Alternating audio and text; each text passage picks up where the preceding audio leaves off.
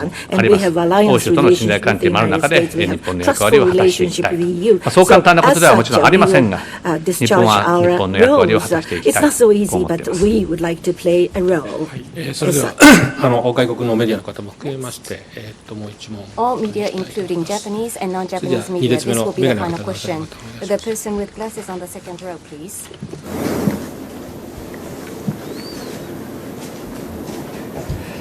I am Frank Kane from Arab News of Saudi Arabia. Mr. Prime Minister, congratulations on a very successful summit. Next year it is the turn of Saudi Arabia, the Kingdom of Saudi Arabia, to host a summit. Can you tell us what your expectations are for that event, perhaps some kind of idea of the challenges involved? And what would your advice be to Saudi leaders on the basis of the lessons that you have learned this time in Osaka? Thank you.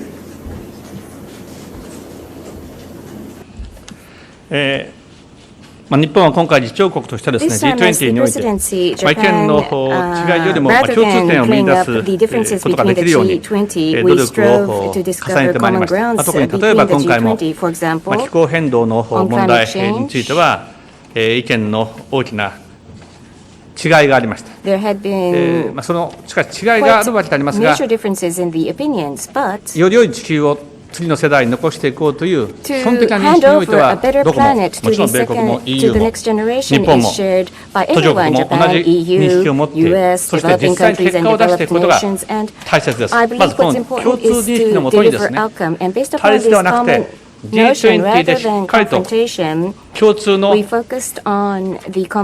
セージを発しなければ、これは本当に私たちは責任を果たしているとは言えないという期間を共有することができました。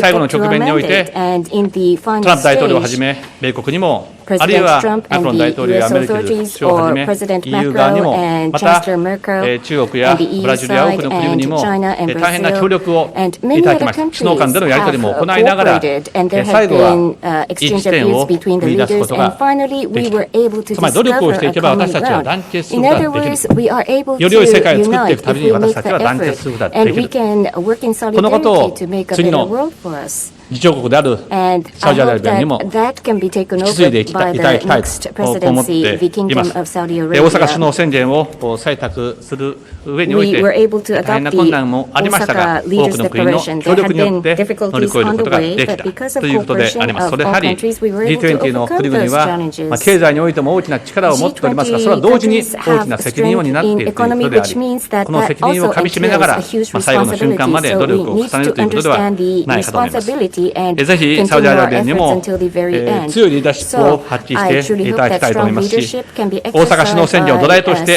議論を発展させていただきたいと思います。日本も11月末まで議長国としてまたその後も来年のリヤドサミットの成功に向けて全面的に協力をしていきます。またサウジアラビアはサウジビジョン2030を打ち出し、これまでにない改革に積極的に取り組んでおられると承知をしておりますが、G20 の議長国は世界が直面するさまざまな課題に対処するためのメッセージを発出する上で大きな役割を果たします。リヤドサミットの成功を心からお祈りしております。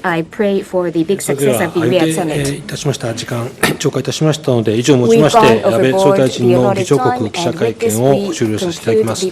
プレスの皆様には大変なご協力いただきましてありがとうございました。総理が退場されるまでそのままでしばらくお待ちいただきたいと思います。Until the Prime Minister leaves the room. Thank you very much.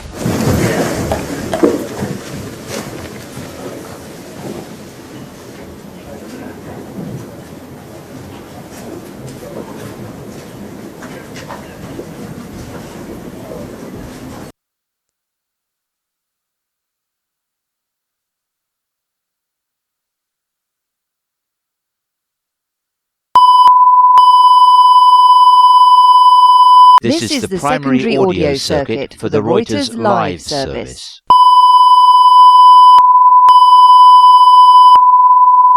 This is the secondary audio circuit for the Reuters live service.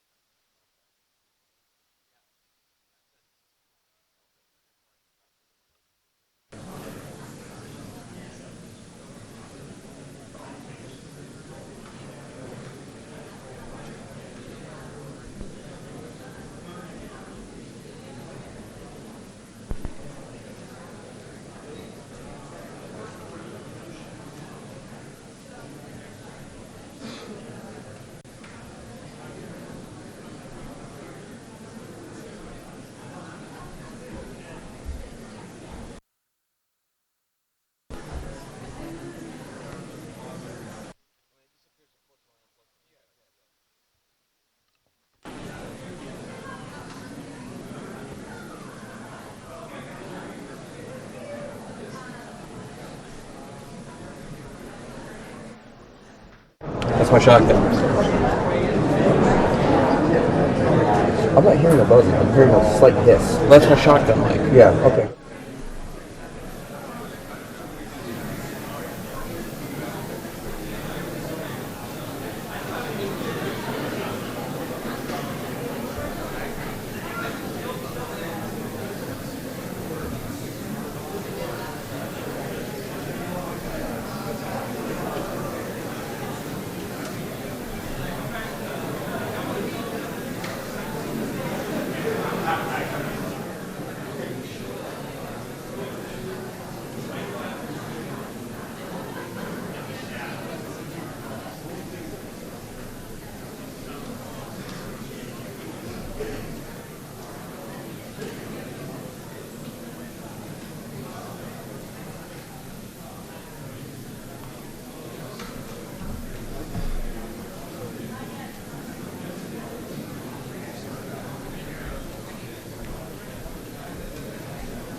I mean, it's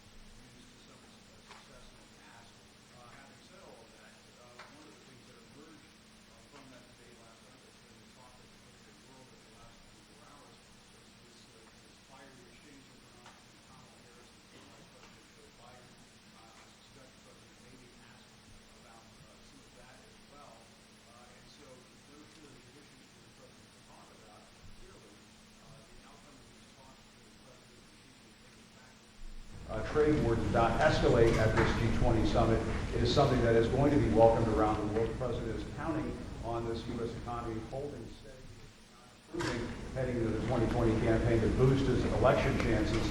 I suspect when he comes out here in a few moments, George Natalie, he's going to be talking about the economy, talking about the stock market, and talking about the outcome of these talks with Xi Jinping. The fact that it's very likely at this point that the markets are not going to react negatively to what happened out here in the stock.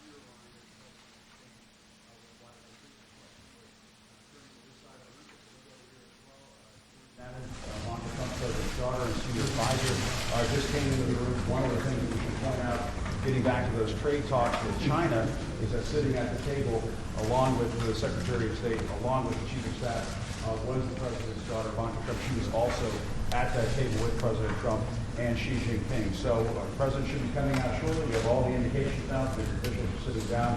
The President will be coming out and talking to us in a few moments in terms of exactly what went on in that room with Xi Jinping after all the reporters were sorted out, as you saw earlier today in our coverage. George Natalie.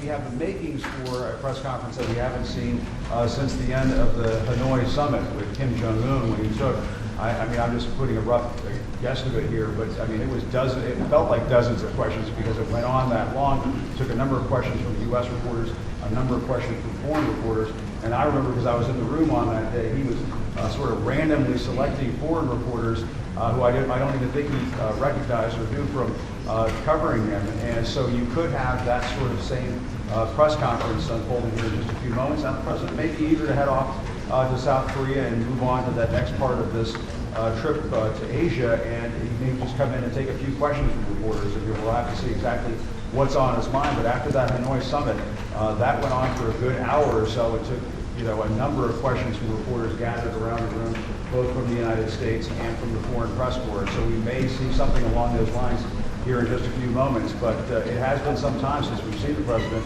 in this kind of setting. Obviously has the potential for making a lot of news.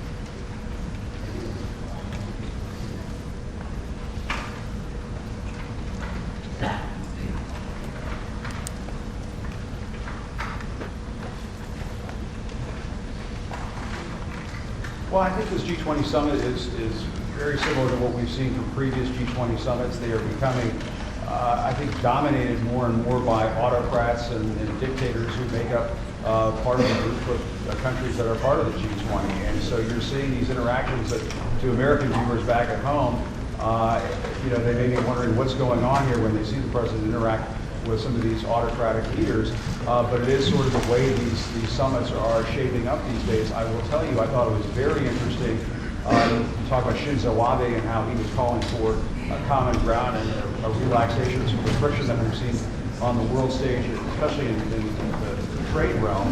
But I thought one of the more striking moments from this G20 summit was that very icy encounter that you saw from the outgoing Prime Minister Theresa May from the United Kingdom and Vladimir Putin. There was such a sharp contrast between Theresa May and her interaction with Vladimir Putin and President Trump and his encounter with Vladimir Putin. And I think it goes to show you what we're starting to see at these G20 summits, and it's just my own observation as I've been covering these, is that you're seeing more and more, I think, a retreat of the dominance and influence of democratic countries like the United States, and sort of a rise of more autocratic and dictator-like countries like Saudi Arabia, like Russia, and so on. And the sphere of influence, it seems, is shifting somewhat when you see these G20 summits take place. Now, some of that tone is set by the President of the United States and how he interacts with many of these leaders. And some of the President's critics point out he does seem a little more cozy at times, and you say that's not going far enough, that he's a lot more cozy at times with some of these autocratic leaders than he is with long-standing U.S. allies. And I suppose, George and Natalie, when the President comes into this room and starts taking questions, that you may hear some of that as well. How is it that he has these very friendly relationships with Vladimir Putin, Xi Jinping, Mohammed bin Salman, and so on, and you see more frosty relations between the President? He's willing to sound off when it comes to trade relations with Japan, and when he heads into the United Kingdom, makes comments about Theresa May and so on. Why is there this dynamic? Why does that seem to shift from foreign trip to foreign trip wherever the President goes around the world? It is something that we're starting to see more and more from these gatherings when these foreign leaders get together for these types of summits.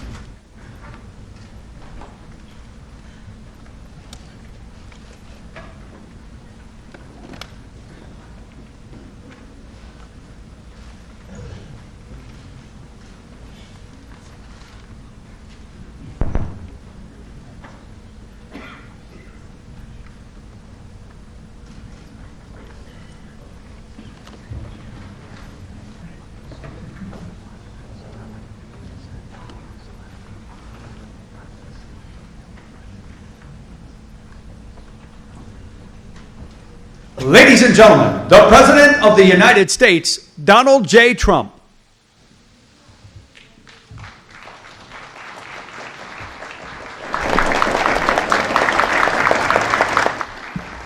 Thank you. Thank you very much. Appreciate it. It's been a really great period of time. I'll be leaving now, as you know, for South Korea. Some of you will be coming with us. I understand that we may be meeting with Chairman Kim, and we'll find out. We spoke with the people. Kim Jong-un was very receptive. He responded, and so we'll see. Because tomorrow we're going to the DMZ. I said, while I'm there, I'll shake his hand. We get along. There's been no nuclear tests. There's been no long-range ballistic tests. Gave us back our hostages, which was great, and a lot of good things are happening over there. So I let them know we'll be there, and we'll see. I mean, I can't tell you exactly, but they did respond very favorably.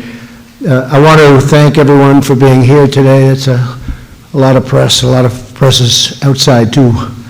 They're less happy than you are. But the G20 summit has been fantastic. Prime Minister Abe's done an incredible job, as he always does. And he hosted it very beautifully. You know where it's going to be next year, I think, too. Most of you know where it's going to be next year. It's going to be in a very great part of the world. And we'll be announcing exactly what's happening. But this was a really good summit and really well done, so professionally done. This marks my third visit to Japan as president. Melania and I we just left Tokyo a short while ago, as you know, a very short while ago, where we were the first state guests to their majesties, the Emperor and Empress of Japan.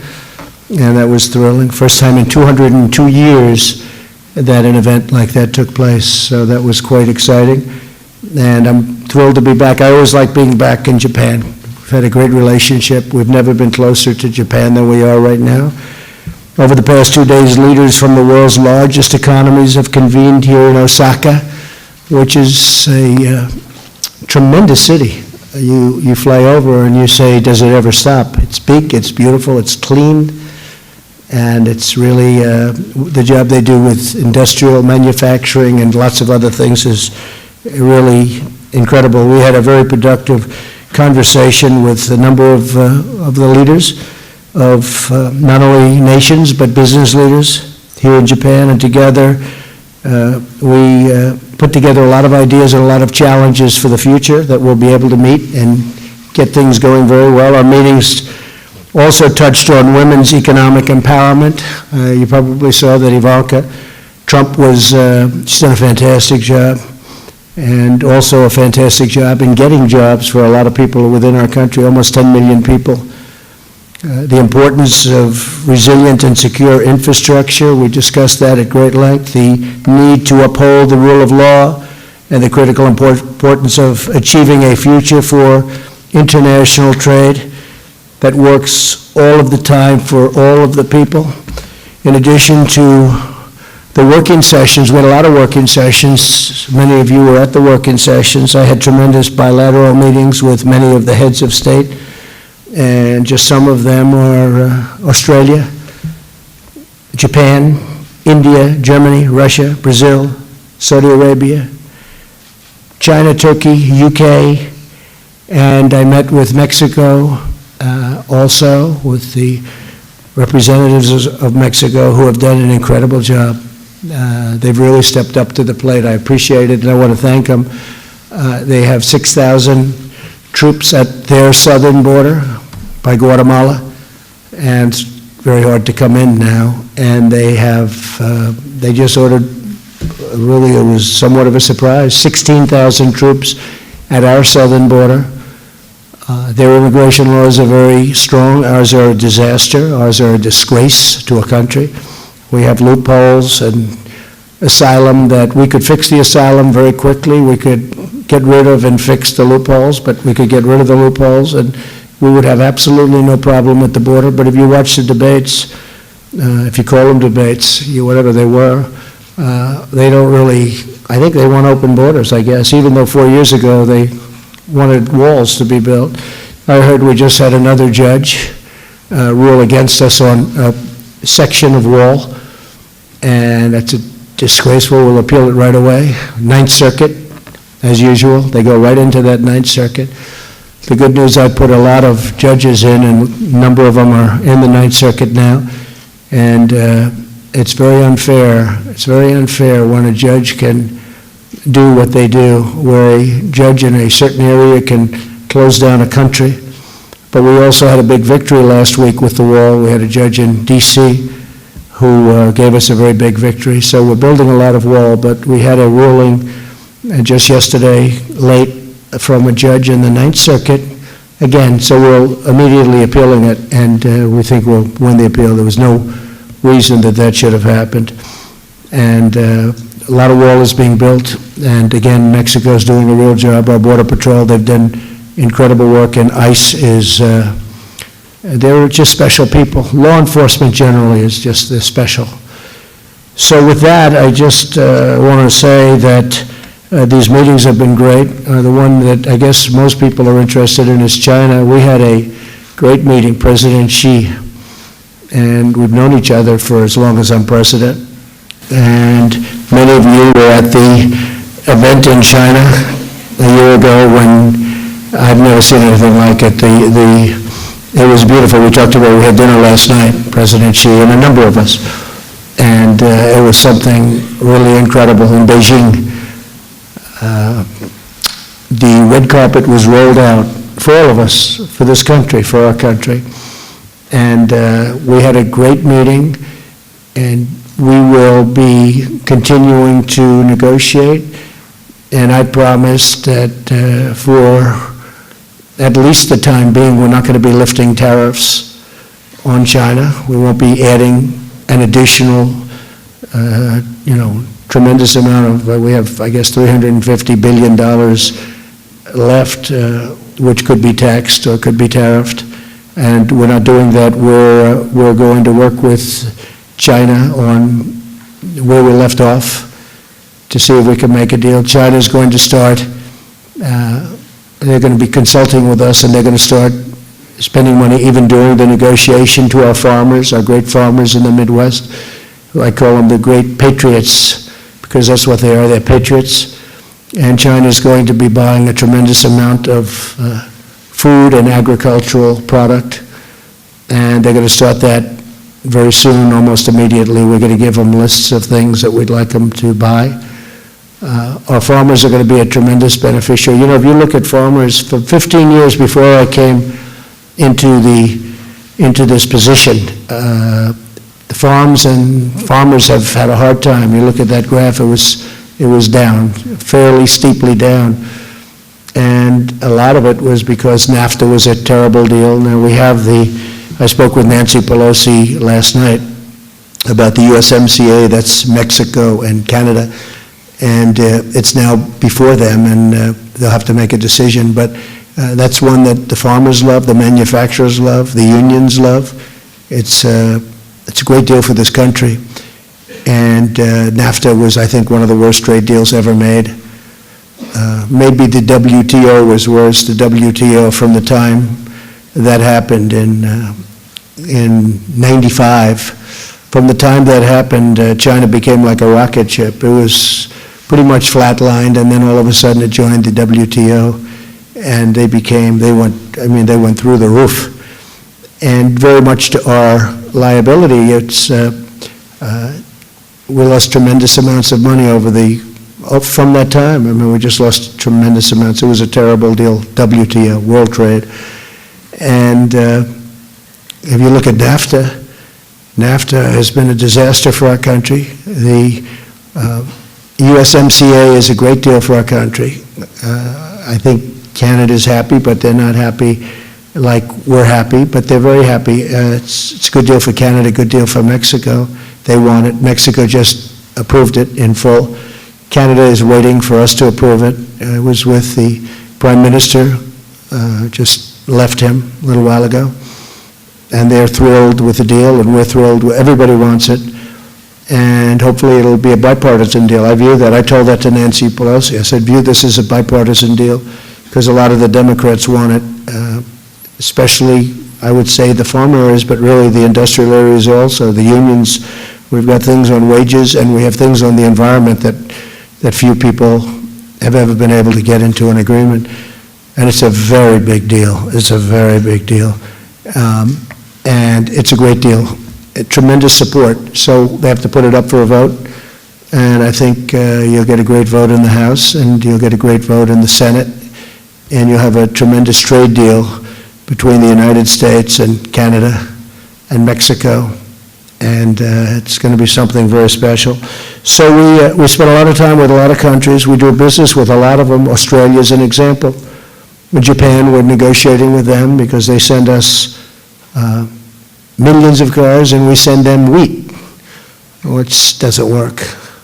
But what happens is Japan is, and you probably saw some of the things they're doing, but they're opening up many car companies and factories and plants throughout our country, especially in Michigan. We have a lot of activity in Ohio. Beyond Japan activity, we have a lot of activity now where companies are coming back to our country. We're the hot show. We're the hottest show in town.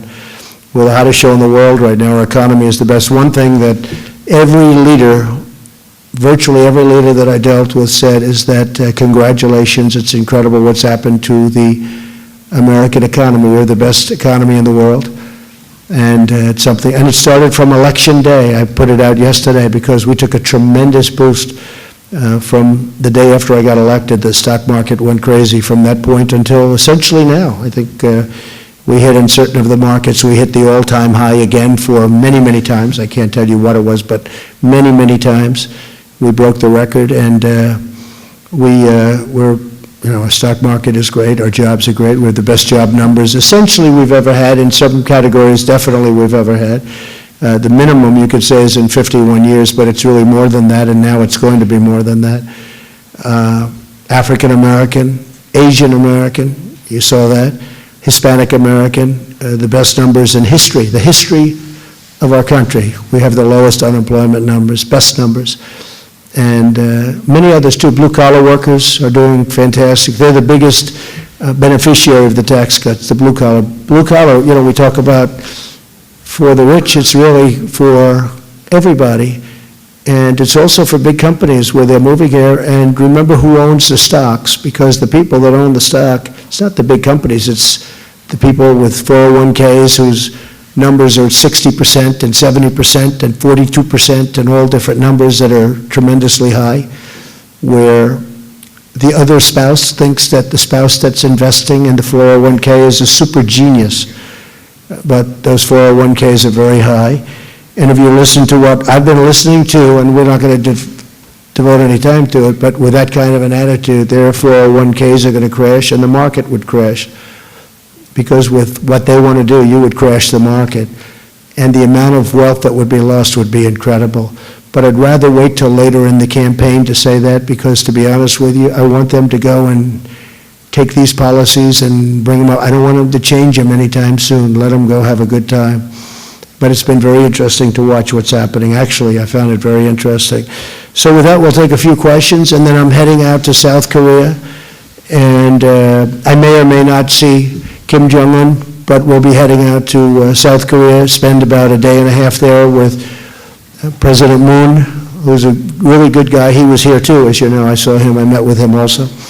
And we'll see what happens. Please, John. Thanks, Katie. Mr. President, thanks so much for joining us here. Yes. We all appreciate it. It's always good to have a chance to ask questions of you directly. Can you tell us a little more about how this China deal may work going forward? Because Chinese officials have told Fox News that they will not make any concessions until all of the tariffs have been lifted. They also want relief on Huawei. They want it taken off the blacklist. They might want you to stop pursuing extradition of Meng Wanzhou. Can you tell us how you see all of this unfolding? And if you do meet Kim Jong-un at the DMZ tomorrow, would you step across the border into North Korea? Sure, I would. I'd feel very comfortable doing that. I would have no problem. With respect to China, basically we agreed today that we were going to continue the negotiation, which I ended a while back. and we're going to continue the negotiation. We agreed that I would not be putting tariffs on the $325 billion that I would have the ability to put on if I wanted, that we're fairly advanced, depending on where you want to look at and where you want to start, pretty advanced. We did discuss numerous other things. We mentioned Huawei. I said, we'll have to save that till the very end. We'll have to see. One of the things I will allow, however, is a lot of people are surprised. We send and we sell to Huawei a tremendous amount of product that goes into the various things that they make, and I said that that's okay, that we will keep selling that product. These are American companies, John, that make product, and that's very complex, by the way, highly scientific, and in some cases we're the ones that do it, and we're the only ones that do it. We're the only ones with the technology. What we've done in Silicon Valley is incredible, actually, and nobody's been able to compete with it, and I've agreed, and pretty easily, I've agreed to allow them to continue to sell that product, so American companies will continue. And they were having a problem. The companies were not exactly happy that they couldn't sell because they had nothing to do with whatever was potentially happening with respect to Huawei. So I did do that. We talked about education and students. Somebody was saying it was harder for Chinese students to come in, and that's something that if somebody viewed it that way, I don't. We want to have Chinese students come and use our great schools, our great universities. They've been great students and tremendous assets, but we did discuss it. It was brought up as a point, and I said that will be just like anybody else, just like any other nation, and we're actually going to a point where, we're looking that if you graduate from a college, because our great companies, we talk about Silicon Valley and other places, we have a problem in our country that you graduate number one in your class from the best school in the country, and they say you have to leave. We can't keep them. And we're going to make it, we're going to call it the smart person's waiver, but we're going to make it so that they can not only stay, but maybe they have access to green cards. We want to keep these people here. We have to keep. Yeah, go ahead, John.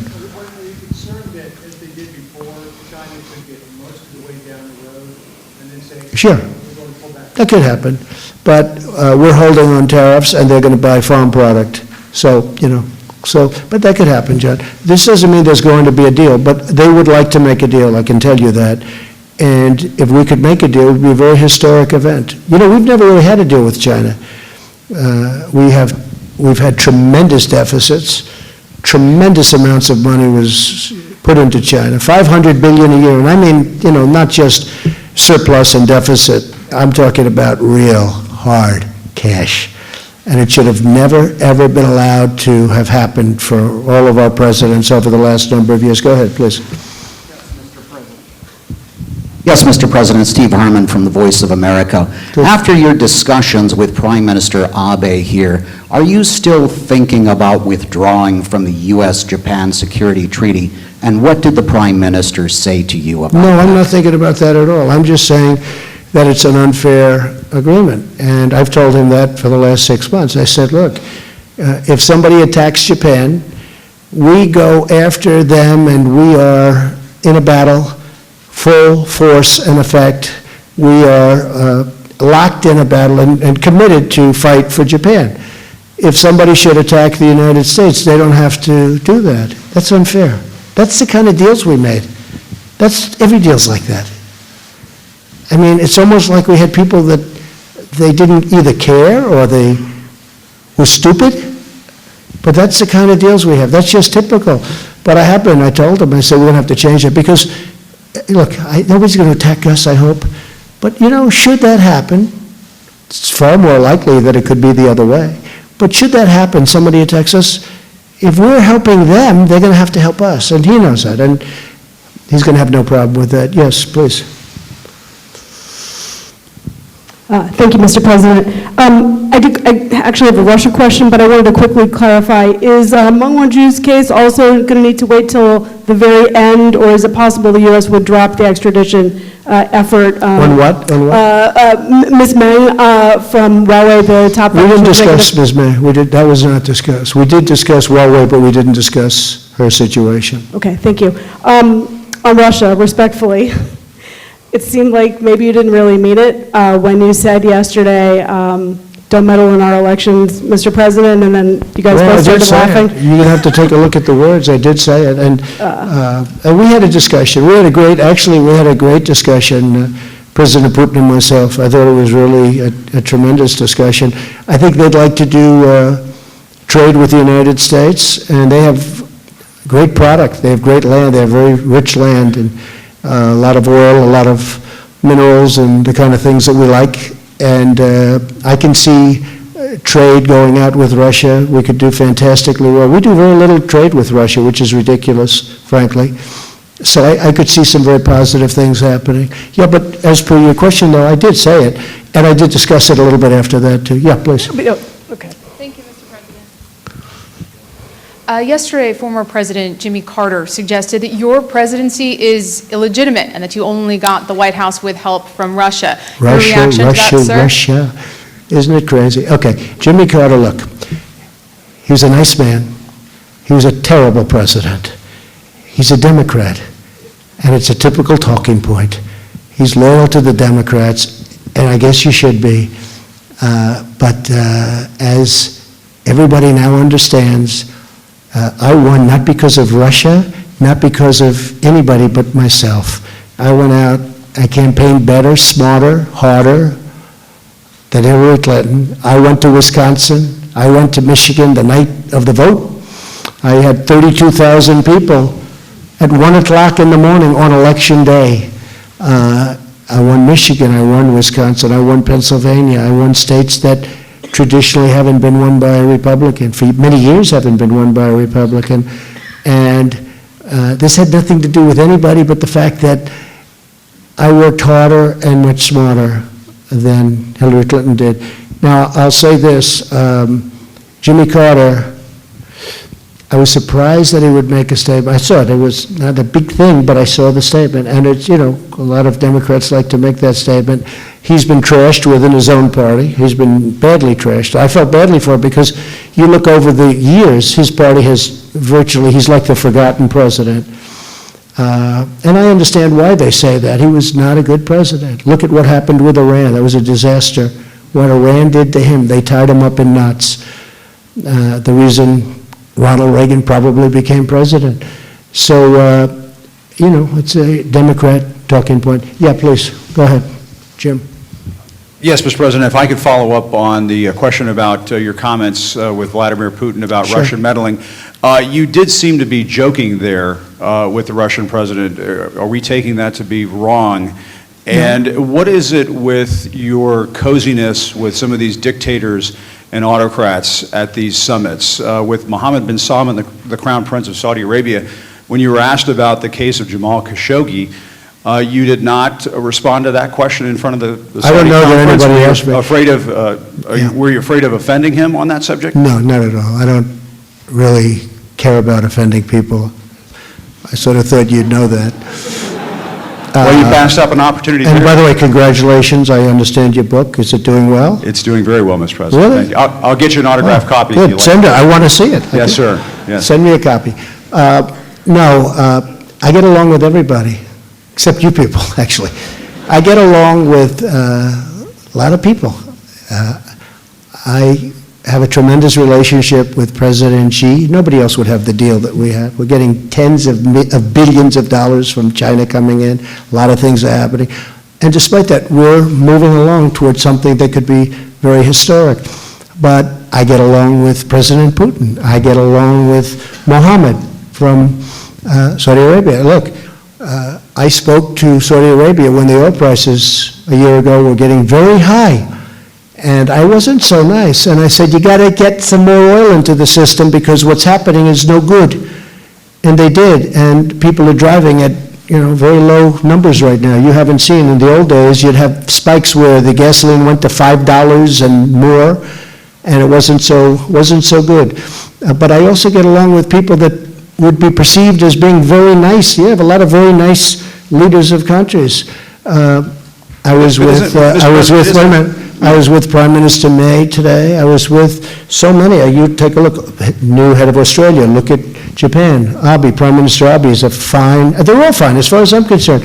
Some are stronger than others, some are tougher than others, and a lot of people... If I may, though, Mr. President, on the case of Jamal Khashoggi, we have a lot of journalists in this room who object to what appears to be the Saudi government's complicity and perhaps orchestration of the assassination and dismembering of a journalist. Yeah. And when you were given the opportunity to call Mohammed bin Salman out on that, you did not do it. Did you do it privately? And do you agree that it is despicable for a government to kill a journalist in that fashion? Yes, I do. I think it's horrible. Or anybody else, by the way. Yeah. But I think it's horrible. And if you look into Saudi Arabia, you see what's happening. 13 people or so have been prosecuted. Others are being prosecuted. They've taken it very, very seriously.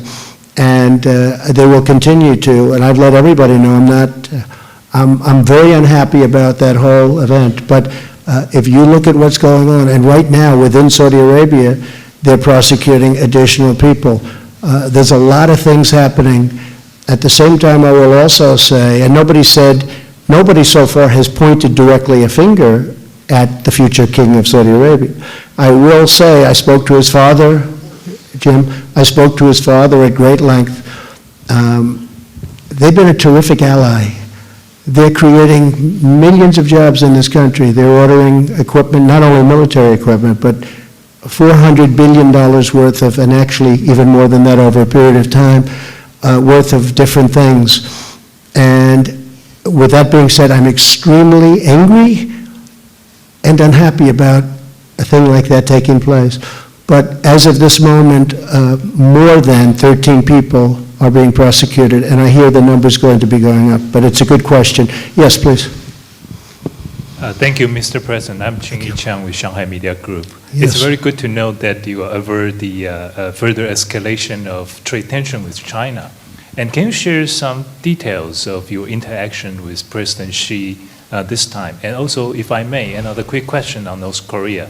Do you think it's possible that there will be a third one-on-one summit with sure. Chairman Kim within this year? Well, it might happen tomorrow. I mean, to be honest, we won't call it a summit. We'll call it a handshake if it does happen. I don't know that it will, but it could happen. I think he'd like to do it, and I wouldn't mind doing it at all. I'm literally visiting the DMZ. And so, but I will, as per your question about President Xi, he's a brilliant leader, he's a brilliant man, and you know better than I, he's probably considered to be one of the great leaders in 200 years in China. And we just have he's strong, he's tough, but he's good. We have a very good relationship. And I said, we can't have it where the United States loses this kind of money for the privilege of building up China. It has to be a fair deal. And he understands that. But as he said, nobody ever came to us. It's true. No other president came to him. My presidency could be a lot easier, not only for that, but for many other reasons. It'd be a lot easier. But I don't want it to be easy. It's a point in time. I have a chance to do things that nobody else has ever done. So we're making a deal with China, or we're attempting. And if we don't, we'll go back into, we have a tremendous ripe field of tremendous money that would be coming into our country. But I have a feeling that over a period of time, and again, I'm not rushed, and I told him that I want to get the deal right. It's extremely, I wouldn't even say complicated, but very intricate. But in the meantime, I think our farmers are going to end up being the great beneficiary. And what I did with the farmers, because they did lose a certain amount of money, I went to Sonny Perdue, who's our Secretary of Agriculture. I said, Sonny, how much money in the best year did China spend on our farms, in our farms, buying? He said, the best year, about $16 billion. I said, okay, well, we're taking in much more than that now every year in tariffs. And I took $16 billion out of those tariffs, and essentially out of those tariffs, and we're distributing it among farmers who have been hurt because they've been used as a pawn so that China could get a good deal. But in the end, the farmers are going to be the biggest beneficiary. But I've made up for the fact that China was, targeting our farmers because they know the farmers like me, and I like them. I love them. and they sort of love me, I guess, when you get right down to it. And it was 16 billion, it's a lot of money, but I took it out of the tariff money, essentially, and we are in the process of distributing. The farmers could not be happier, other than they're unusual. I had them around a table, many of the farmers, and about 5 weeks ago, they said, we don't want money, we want just a level playing field. I said, you're right. Most groups want money. They'll take any way you want to give it to them, they'll take. The farmers are in a class by themselves in so many ways. They don't want subsidies, they don't want a handout. All they want to do is have a level playing field. They're unbelievable people, and as I said, they're unbelievable patriots. John? Thank you, Mr. President. First, a quick follow-up. You've made this very public invitation to Kim Jong-un. Yeah. Will it be a bad sign if he doesn't show up? No. At first I thought of that, because I know if he didn't, everybody's going to say, oh, he was stood up by Chairman Kim. No, I understood that. It's very hard to, he follows my Twitter. And he does? It's very hard, yeah. He follows you on I guess Twitter? so, because we got a call very quickly. Okay. A lot of people follow it. But, you know, they've contacted us and they'd like to see if they could do so. And we're not talking about for, you know, extended, just a quick hello. And we get along. I get along with him and I get along with other people.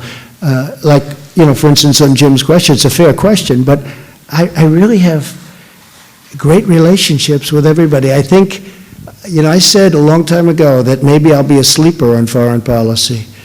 And if you look at what's happened on foreign policy, now we are working on Iran, and we'll see what happens. I think they'd like to make a deal. I think they'd be very smart to want to make a deal, but we're going to see what happens. I'm okay. I have all the time in the world. They're doing very poorly. They were very brutal when I first came in. 18 sites of confliction, meaning where they were behind. But I think on foreign policy, if you look at what's happening, and the other thing that's happening is we're not being taken for suckers anymore. I mean, we have countries where we'd lose on defending them, because we defend a tremendous percentage of the world, and they don't pay us for it. And then on top of it, we lose money with that same country on trade. And it's all changing, and they understand it's changing, and they expect it to change. They can't believe, honestly, like I'd ask Prime Minister Abe, I said, how did this happen? Where you send us billions and billions of dollars worth of cars and other things, and we send you practically nothing. He said, nobody ever complained. Same thing with China. I said, you know, you send a car to us, we charge you essentially nothing. It's 2.5%, but basically you don't have to, there are ways around that. So you send a car to us, and you pay nothing. We send a car to you made in the United States, and we have to pay 45% tariff. How did that happen? He said, we just kept lifting it, lifting it, lifting it. I mean, they're being honest with me. We just kept lifting it, and nobody called. But I call. Go ahead, John. And I want to ask you about the debate. You clearly saw at least some of the Democratic debate. Yeah. I'm sure you saw the exchange between Joe Biden and Kamala Harris on the issue of federal busing, federally mandated busing. Biden thought that was a bad policy. He tried to stop it. Kamala Harris said it was an important part of desegregation, including in her own experience. Where do you stand on that issue of federally mandated busing? Well, first of all, before I get into that, I thought that she was given too much credit. He didn't do well, certainly, and maybe the facts weren't necessarily on his side. I think she was given too much credit for what she did. Wasn't that outstanding? And I think probably he was hit harder than he should have been hit. Biden. I thought he was hit actually harder. And as far as that, I will tell you in about 4 weeks, because we're coming out with certain policy that's going to be very interesting and very surprising, I think, to a lot of people. Jennifer, do you have a question? But do you think Kamala Harris would be a tough opponent for you, given what you saw in that debate? You never know who's going to be tough. You never know. One that you think is going to be tough turns out to be not much. And sometimes you think one, and I've seen it, because look, I had 17, we had actually a total of 18. A lot of people think 17. Governor of Virginia, remember?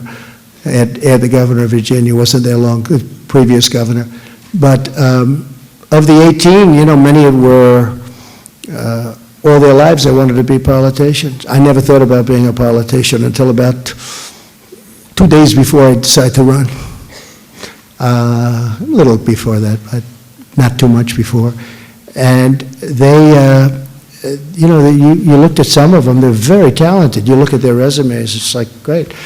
And sometimes the ones that I thought would be the toughest were not the toughest at all. I mean, I could write a book. I should write a book.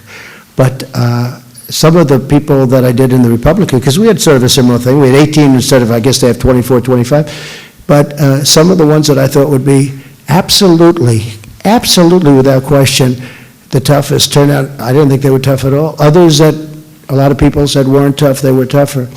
I think she was given far too much credit for what she did. That was so out of the can, what she said, and that thing was right out of a box. And I thought that he didn't respond great. I wouldn't say it was this was not Winston Churchill we're dealing with, okay? But it wasn't, I don't think, nearly as bad as they portended it to be. Jennifer, go ahead. Thank you, Mr. President. Thank you. Could I clarify your negotiations and what you agreed to with China on Huawei? Sure. Did you agree that Huawei can sell to the U.S. or that U.S. companies can sell to U.S. Huawei? companies can sell their equipment to Huawei.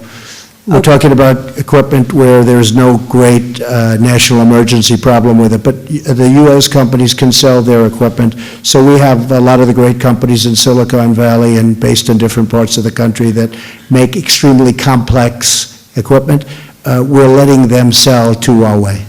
And then on Turkey, sir, will Turkey face sanctions if it goes ahead with the S-400 purchases? Okay, so Turkey is an interesting case because there's another one, Jim, that I get along with very well, and he's a tough cookie, okay? Right? President Erdogan. He's tough, but I get along with him. And maybe that's a bad thing, but I think it's a really good thing because, frankly, he wanted to wipe out, he has a big problem with the Kurds, as everyone knows, and he had a 65,000-man army at the border, and he was going to wipe out the Kurds who helped us with ISIS. We took out the caliphate. We have 100% of the caliphate. And I called him and I asked him not to do it. They are, I guess, natural enemies of his or Turkey's. And he hasn't done it. They were lined up to go out and wipe out the people that we just defeated the ISIS caliphate with. And I said, you can't do that. You can't do it. And he didn't do it. So I have a relationship, but let me tell you, so he goes out, during the Obama administration, he wants to buy our Patriot missile, right? They wouldn't sell it to him. He wants to buy, even though he's a member of NATO, and in theory he could be an ally if he respected the president, and he's got a big army, and he's, if they're fighters, Turkey's big fighters, and we're working on Idlib province together because he doesn't want to see 3 million people killed, and neither do I in Syria. And I mentioned that was another thing. I mentioned, folks, to President Putin. I said, please, take it easy with Idlib, because, they've been encircling that. I think if I didn't put out a statement 6 months ago, that would have been catastrophic. But they have 30,000 terrorists in Idlib province. You have 3 million people. And, getting terrorists is okay. But you don't want to kill 3 million people or 1 million people to get the terrorists. So anyway, we get along great, but what happened with Turkey, and I will tell you when it's fair, when it's not fair, he wanted to buy the Patriot missile. President Obama's group said no. He kept wanting to buy it. They kept saying no, no, no. Couldn't buy it. Now he needed it for defense. So he then went to Russia, and he bought the S-400, made a deal to buy it, because he couldn't get it. They wouldn't allow him to buy it. They wouldn't allow it. This administration, meaning this administration previous to mine, would not let him buy it. So he goes out, he goes to Russia, and he makes a deal for the S-400. And let's assume it's not nearly as good. But he made a deal. He paid him money, a lot of money, put up a lot of money. And he bought it. As soon as he bought it, people went back to him from our country, and they said, listen, we don't want you to use that system because it's not the NATO system, et cetera, you know all the reasons. We don't want you to use that system. Do us a favor, we'll sell you the Patriot. He said, it's too late, I already bought it. There was nothing he could do, he already bought it. In the meantime, he bought over 100 F-35s, the greatest fighter jet in the world. It's stealth, you can't see it. It's real hard to beat something when you can't see it. But he bought over 100. I think he bought 116, but he bought over 100, a lot. And he has options for more. And now he wants delivery. He's paid a tremendous amount of money up front to Lockheed, our company, our jobs, everything. And now they're saying he's using the S-400 system, which isn't compatible with our system. And if you use the S-400 system, Russia and other people can gain access into the genius of the F-35. But honestly, I'm all for our country, but he got treated very unfairly. He was told, you can't buy it, you can't buy it. You know, it's the old secret when you can't have something. All of a sudden, he ends up going and getting something else, and then they said, first they said, we'll sell it to you, you can have it in 4 years. Then they said, we'll get it to you immediately. But he said, I can't do it. I've spent a fortune on buying another system, similar system, from Russia. The problem is he already bought the planes, and the planes aren't compatible from our standpoint, not from the standpoint of compatibility, but from our standpoint, national security-wise.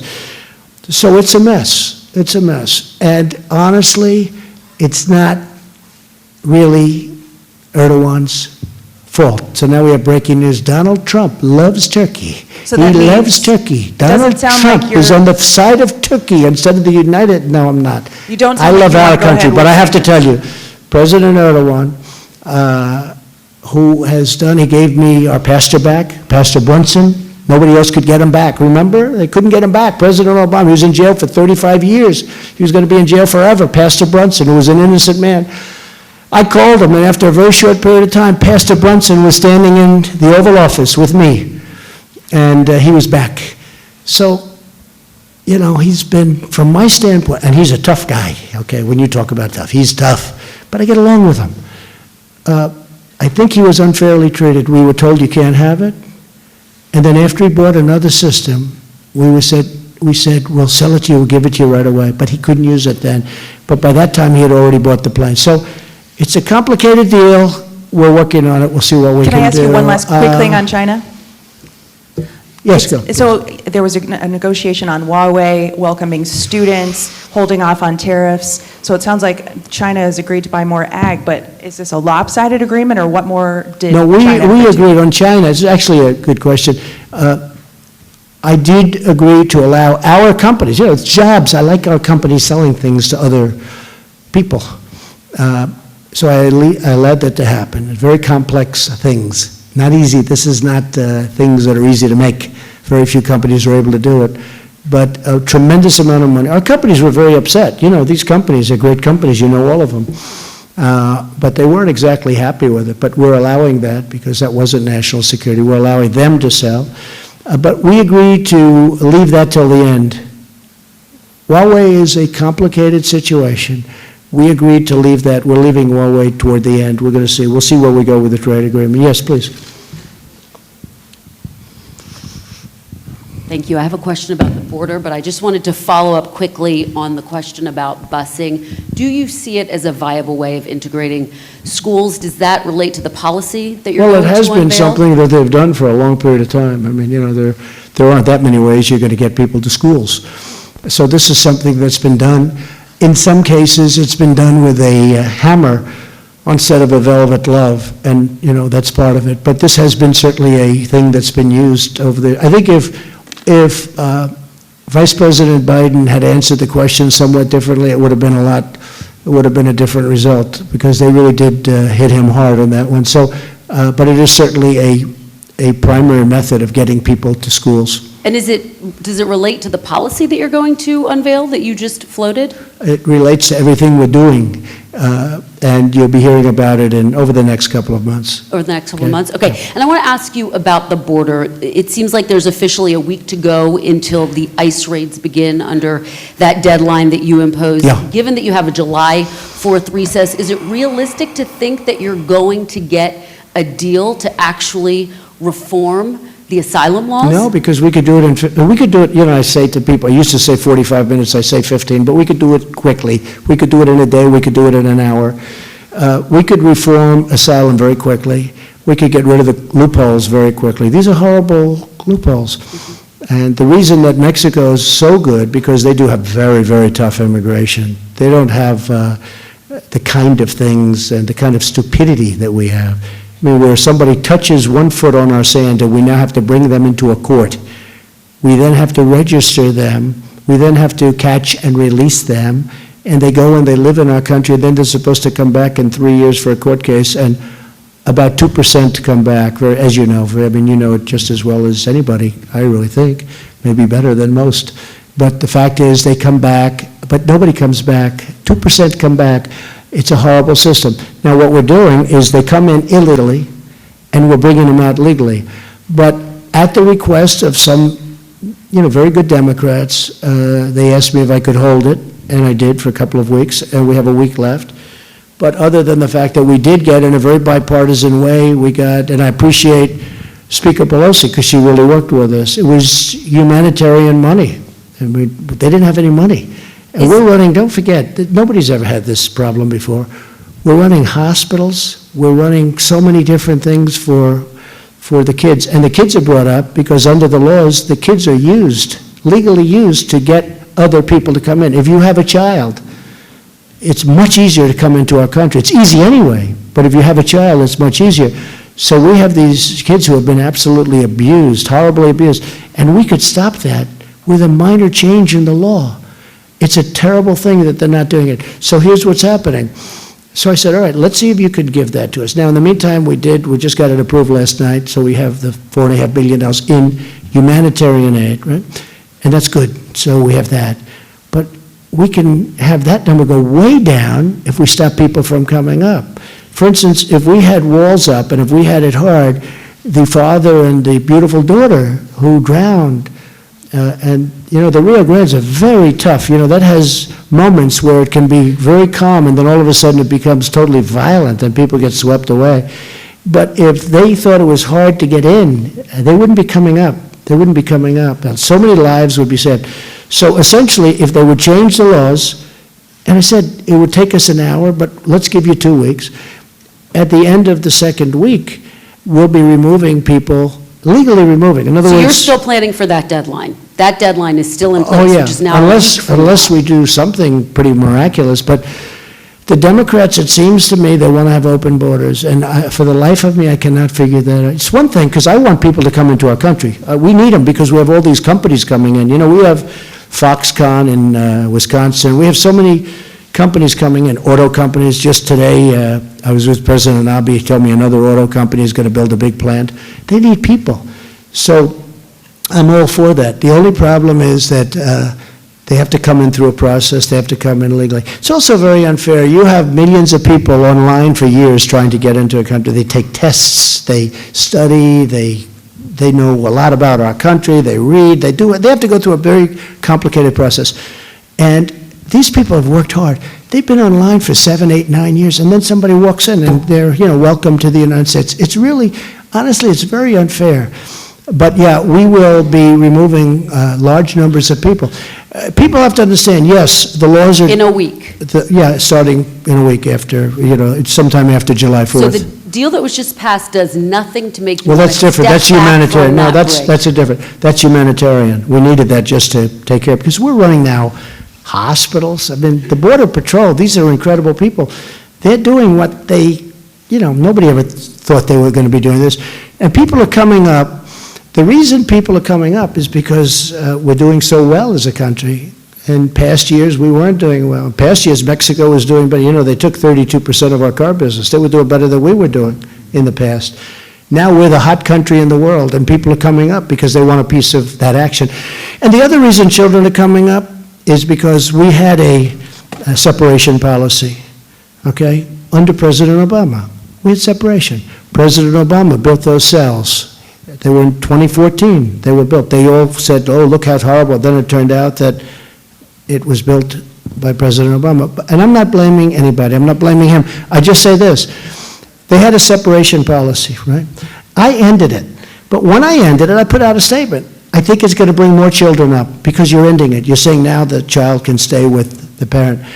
So I said, ending it is nice in one way, but in terms of what we're doing, it makes it even tougher. But the really bad thing is the cartels, and I really think that Mexico, because, they did 6,000, now they're doing 16,000 on our border. I think that Mexico is looking to swamp the cartels, and those kind of numbers will do it. It would be a great thing. What Mexico is doing for us is great. By the way, without the tariffs, they wouldn't have done it, folks. We've been after them for many years to do it. But they have really, so far, it's only a week, the numbers are way down, and so far, a lot of good things have happened. Yes, sir, please.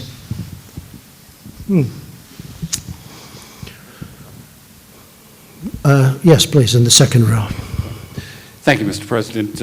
Two questions about Would you Iran. like me to leave now, or, here's the thing, I can stay, we can do this Just wait for one a long more. time. My only problem is this, I don't need stories, he stayed up there too long. If I stay up there quickly, they say, why did he not give us more time? If I stay up for 2 hours, they'll say, he stayed up too long. I mean, if you promise you're not going to say, I say, because everybody's got a hand up, and if you want, I'll go on. Should I go on, or should I not go on? What do you think? At least one more. And you're not going to say, he went on too long. At least Because we have time, I have a flight that actually leaves pretty much when I wanted to. Okay, let's go. Anyway, thank you, Mr. President. Two questions about Iran. A week ago, you called off a strike because you were concerned it would kill Iranians. Disproportionately, absolutely. Disproportionately. Did the military leaders provide you with any alternative, that there was some derelict oil rig that could have been hit? No. to Oh, make I the had point? many alternatives. I bet I have 50 alternatives. I have many alternatives, yeah. And- I mean, you don't know what the sites were. You said oil rig. No. You don't know what the sites were. But I had many alternatives. No, the military leaders did a great job. When we chose and designated certain areas that we were thinking about, I said, how many people are going to die? I mean, I'm talking about on the other side. That means a lot to me, too. Okay? How many people are going to die? They said probably about 150. You don't know. It could be much worse than that. Could be less, too, I guess. But it could be much more than that, because this is heavy stuff going in. And we would have been 100%. We have the greatest military in the world. I deal with them all the time. These people are incredible people. Lethal. And hopefully we don't have to use it much. I mean, we've spent, you look at the numbers, $716 billion this year. We had planes that were so old, so now we have brand new F-35s, we have brand new Super Hornets and F-18s, and I mean, the equipment we have is incredible. The Army now has beautiful new things, everything is, we have a military that's really great. Hopefully, we don't have to use it very much. But no, they came in, and they said this, and I asked them a question, and they came back a short time later, and they said about 150 people. I said, that's really disproportionate. I don't like it. My second question is that here at the G20 summit, what can you tell us? Has the ball been moved in any particular direction towards easing the tensions with Iran in some of the meetings that you've had? Well, I've had a lot of countries come up to me. France has come up. If you look at President Macron, good guy, he came up to me and said, I do a lot of business, meaning France does a lot of business with Iran. I'd love to go see them. I said, it's all right. Anybody can see him. I don't mind talking. I think talking's great. I'm not going to say, don't talk to him, don't talk to him. I do think John Kerry should not have been talking to him. I think that's delaying this process a lot. I think he violated the Logan Act, actually. But I think John Kerry speaking to Iran a lot, maybe saying things like, gee, if you wait another 15 months, maybe Trump will lose the election, and then you can deal with a person that's a lot easier than Trump. You'll deal with a stiff that'll give you everything you want. And that makes it a little tougher for me to make a deal, but that's okay. Yeah, please, go. Mr. President, during the week you tweeted out your displeasure with the Supreme Court's decision on the census, and you suggested you may seek to delay. Yeah, I think it's very unfortunate. Are you in fact going to try to delay the Well, census? we're looking at that legally, because they're asking us to do a census. And, the census was shocking to me. I figured it would be, not expensive to do a census. It's billions of dollars. You know that, right? Billions. They go knock on doors of every house in the country, and they get everything. They're not allowed to ask whether or not somebody's a citizen of the United States. How horrible and ridiculous is that? So we are looking at that, yeah, sure. Do you know if because you have the legal it wasn't authority a real decision that, well, this is the way it is. It was like, now, right now. it depends on what happens, I guess. It was a very strange decision. It was a very, very sad decision, not in terms of voting, not in terms, just a very sad, because it was so convoluted. It was, to get to that decision, had to be very, very hard. Well, the justice said that your guys were playing politics in deciding not to count non-citizens. Hey, who's really playing politics, okay? Check it out. You tell me who's playing politics. Yeah, go ahead, please. Thanks, Mr. President. I think I heard you mention earlier, Jeff Earl with Daily Mail. It's been a while. I think I heard you mention that with Vladimir Putin, you had said you spoke about election interference privately as well. Did you speak to him in a sterner tone? Did you tell him there would be serious we talked consequences? about it. Hey, we talked about it. You know, we've talked about it before. You know, he denies it totally, by the way. I mean, how many times can you get somebody to deny something? But he has in the past denied it. He's denied it also publicly. But we talked about it. We talked about a lot of other things. I tell you, we talked about something that I think is very important, and that's putting a cap on what he's buying and we're buying from a nuclear standpoint and other arms control. We talked a lot about arms control, and I think he'd like to see arms control, and so would we. I think it makes a lot of sense. What was the context in which? Yeah, go ahead. Did you read what was in the Mueller report? Did you sort of articulate to him? Well, the Mueller report was a very good happened? report. I mean, it was a good report. I had 18 people that hated me. I had Mueller, who was totally conflicted and obviously didn't like me. He was totally conflicted, and yet no obstruction, no collusion, and, you know, that was a good report. Yes, please. And, you know, the Democrats want a do-over, or 5. They want to get it right. They're working to get it right. They want a do-over, or 5. Yes, please. Edward Zalwood, True News. President Trump, your administration just unveiled the economic portion of the deal of the century. My question to you is, why were no Palestinians members of the White House Peace Plan Committee? Well, they are a very important part of it, but they don't really have to be. We're just getting started. We have, and as you know, we have a very good David Friedman, great gentleman, one of the most successful lawyers in New York, who loves Israel, David Friedman. Jason Greenblatt, who worked for me and my company, great lawyer, great talent. Jared Kushner, and with me being president. If you don't get that deal done, it'll never happen. We'll have to see what happens. But I think the Palestinians, basically, I'm not sure. I know they want to make a deal, but they want to be a little bit cute, and that's okay. I fully understand where they're coming from. As you know, I've ended the money to, we were paying them $550 million a year. And I ended that money because a year ago I heard they were saying nasty things. I said, wait a minute, we're trying to make a deal, we're trying to help them, and they're saying these nasty things, we're not going to pay. Now, if a deal is made, we would go back on a humanitarian basis, not so different from the border, because you see the problems and what's going on. It's terrible. But I think we have a very good chance of making a deal, and a lot of people think that's probably the toughest deal of all. And it may very well be the toughest deal of all. A lot of people think it can't be made. I mean, over the years, a lot of people would say that's a deal that can't be made no matter what. But, you know, hey, we're going to try. But I really believe that I went to other negotiators from past years, for many, many years they've been trying to make this deal. And I said, did you ever take the money away? Because they were always very hostile. And they said, no, we wouldn't do that. That's inappropriate. Why is it inappropriate? I mean, they're saying bad things. Why is it inappropriate? And what I've done is said, look, if you're not negotiating and if you don't want to help make peace, we're not going to pay you. So let's see what happens. I think they want to make a deal. And I've had a very good relationship with some of their leaders. And obviously, I've had a good relationship with Israel. Now, the transaction was thrown up in the air a little bit because of what happened with Bibi Netanyahu's election. They thought he won, and then all of a sudden they couldn't put together the coalition, and now they're back to campaigning again. So that was something that came up that who would have expected that? Maybe something will happen faster, but, you know, that's going to be going on for about 3 months. There's a good chance there's a chance. I don't want to even say good chance on that one because people say it's the hardest deal.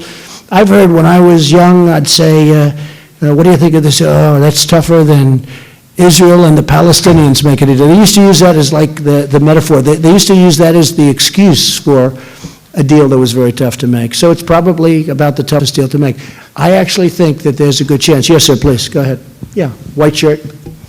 No, the gentleman behind you, yeah, okay, go ahead. We'll get you. Thank you. Go ahead, that's the man I'm looking at. Dimitri Sevastopoulos, Financial Times.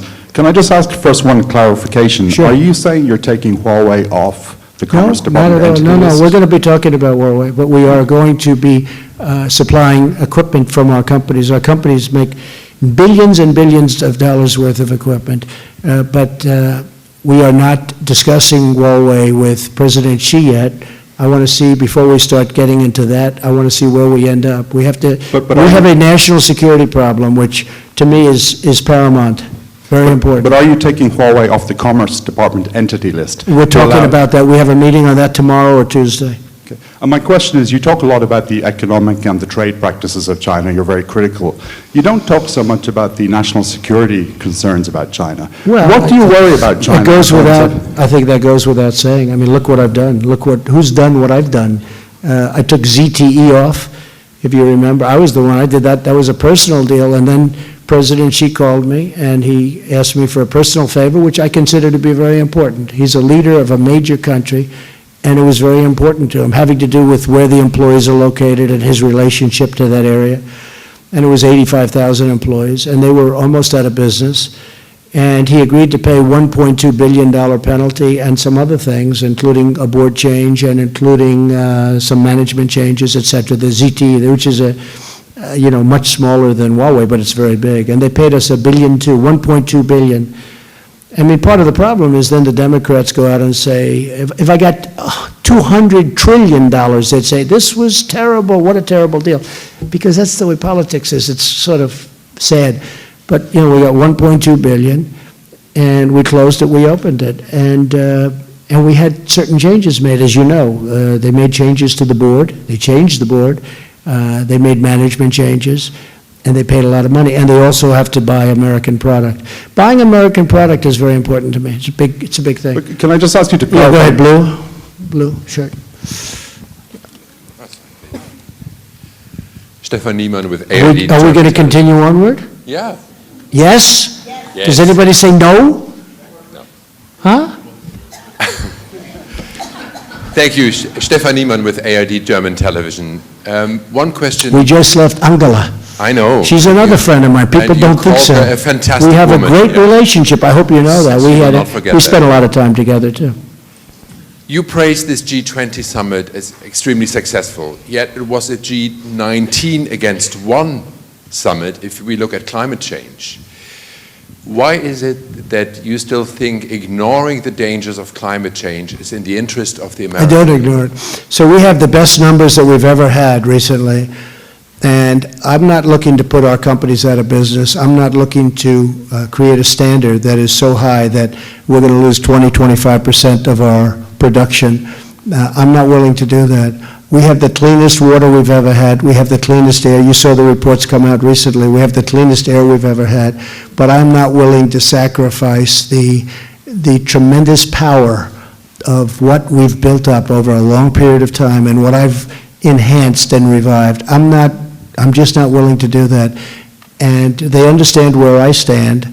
And, I'm not necessarily sure I agree. I can tell you I'm not sure that I agree with certain countries, what they're doing, because I think they're losing a lot of the power of what they can do with factories and I'm not talking about political power, although that comes with it. I'm talking about the powering of a plant. It doesn't always work with a windmill. When the wind goes off, the plant isn't working. It doesn't always work with solar because solar is just not strong enough. And a lot of them want to go to wind, which has caused a lot of problems. And the problem with wind is the United States, we're subsidizing these wind towers all over the place because wind doesn't work, for the most part, doesn't work without subsidy. And I don't want to be subsidizing things that don't have to be subsidized. The United States is paying tremendous amounts of money on subsidies for wind. I don't like it. I don't like it. I don't want to do that. We'll take a few more. Go ahead. Go ahead.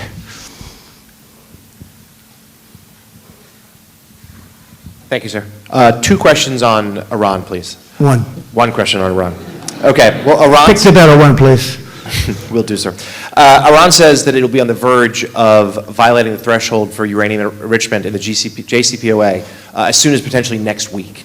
What will be your response when that happens? You'll see. Okay. Can I have a follow-up? That's all I can do. That's all I can do. No, but that's all I can do. I can only say you'll see. We cannot let Iran have a nuclear weapon. Just can't do it. Please. Thank you, Mr. President. Sylia Mendoza from VOA Latin America. You met yesterday with President Putin, and the readout says that you touched the subject of Venezuela. Yeah. Can you expand a little bit of what was said during the meeting about Venezuela, and also... Well, first of all, we're following Venezuela very closely. It's a catastrophe. It's what socialism can do. I use it all the time. I mean, it's what socialism can do. It was one of the richest countries 20 years ago. It's got among the largest oil reserves in the world, and they don't have food, they don't have water.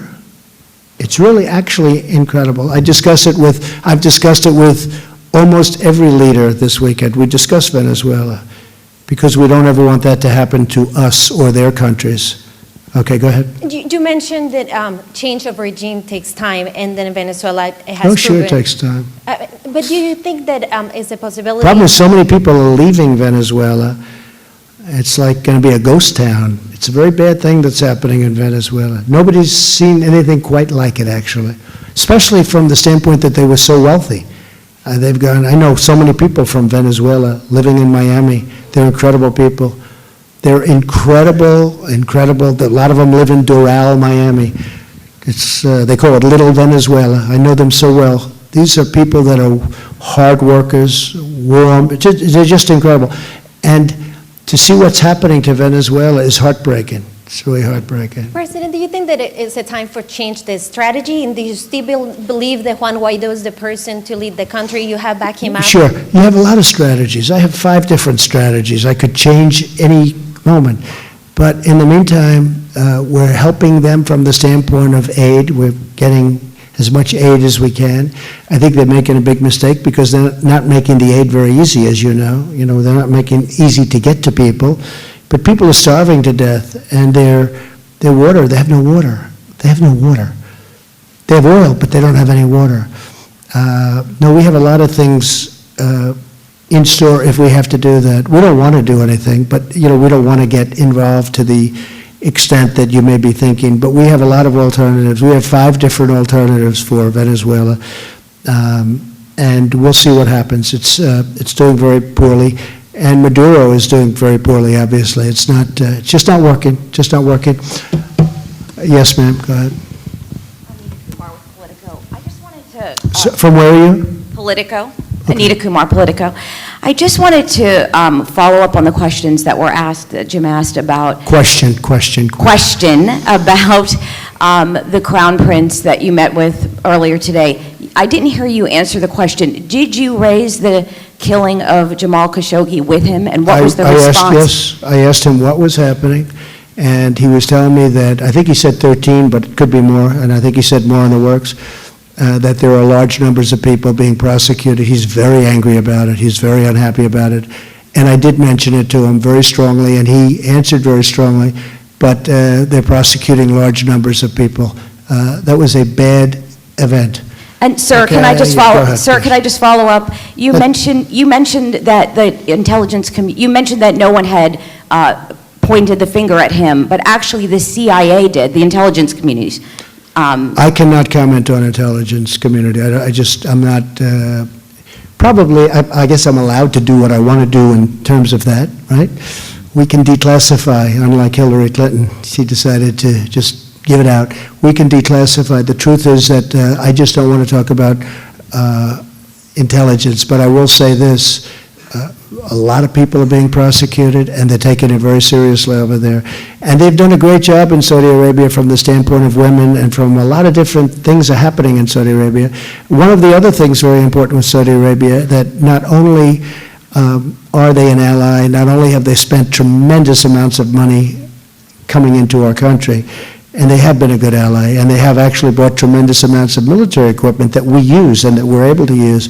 But they've also very much now changed their ways as to financing terror, which I can't say for a lot of other countries. If you look at Iran, if you look at other countries in that area, they're financing terror. Now, it's harder for Iran because Iran doesn't have the money they used to have, and they were given $150 billion. They were given $1.8 billion in cash. But Saudi Arabia's come a long way. I'll tell you, in terms of reform, Saudi Arabia really has come a long way. Yeah, please, in the gold. Yeah, you, right. Thank you very much, Mr. President. I'm Zhang Qi with China's Taixing Media Business News Organization in China. Just a little bit follow up on Huawei. You say you're going to discuss Huawei's entity listing soon. Would you say it's a possibility that Huawei is going to be removed from the list? Is it going to what? Removed from the entity list. I don't want to talk about it now. I mean, we're looking at that very carefully. Huawei is very much in play in terms of our country and in terms of intelligence and the intelligence community. We know a lot about Huawei, but I don't want to mention that right now. I just think it's inappropriate. I will say that we're not making it, other than what I told you already, we're not making it a big subject. We're going to save that for later. Okay. And another question on the big picture of U.S.-China relations. What do you think U.S. and China should see each other? Are we strategic partners? Are we competitors? Are we enemies? What are we? No, I think we're going to be Thank you. strategic partners. I think we can help each other. I think in the end we can help. If the right deal is structured, we can be great for each other. If China would open up, you're opening up a tremendous, the largest market in the world. And right now China's not open to the United States, but we're open to China. That should have never really been allowed to happen. Okay. Yes, please, Dan. Thank you, Mr. President. On Russia, are you planning to go to Moscow next spring as President Putin invited you? And Yes. do you agree with him that Western-style liberalism, as it's been defined over the post-war period, is now obsolete and no longer relevant to today's world? Well, I haven't heard him say that, but he did invite me to Russia for the defeat of Nazis. That's a big thing, defeat of Nazis. Russia lost, he said, 25 million people. I had actually heard 50 million people, but he said yesterday that Russia fighting the Nazis, they lost 25 million people. You would know better than anybody, Peter. But it was a tremendous, they suffered greatly. And they're having a 75th, you could really say, celebration of the defeat of the Nazis. And he invited me, and I said I would give it very serious consideration. That was Russia went through a lot. They lost, I guess, far more than anybody fighting the Nazis in terms of people. And he did invite me, and I said we would get back, but we will give that very serious consideration. His comments to the Financial Times right before arriving here was that Western-style liberalism is obsolete. I know you probably haven't read the interview. Well, again, he may feel that way. I mean, he sees what's going on, and I guess if you look at what's happening in Los Angeles, where it's so sad to look, and what's happening in San Francisco and a couple of other cities, which are run by an extraordinary group of liberal people. I don't know what they're thinking, but he does see things that are happening in the United States that would probably preclude him from saying how wonderful it is. At the same time, he congratulated me, as every other leader of every country did, for what we've done economically, because we probably have the strongest economy we've ever had, and that's a real positive. But I'm very embarrassed by what I see in some of our cities, where the politicians are either afraid to do something about it, or they think it's votes, or I don't know what, Peter, I don't know what they're thinking. But when you look at Los Angeles, when you look at San Francisco, when you look at some of the other cities, and not a lot, but you don't want it to spread. And at a certain point, I think the federal government maybe has to get involved. We can't let that continue to happen to our cities. Ladies and gentlemen, thank you very much. I'll see some of you in South Korea, maybe at the DMZ, but this has been an honor. Thank you all very much. Thank you.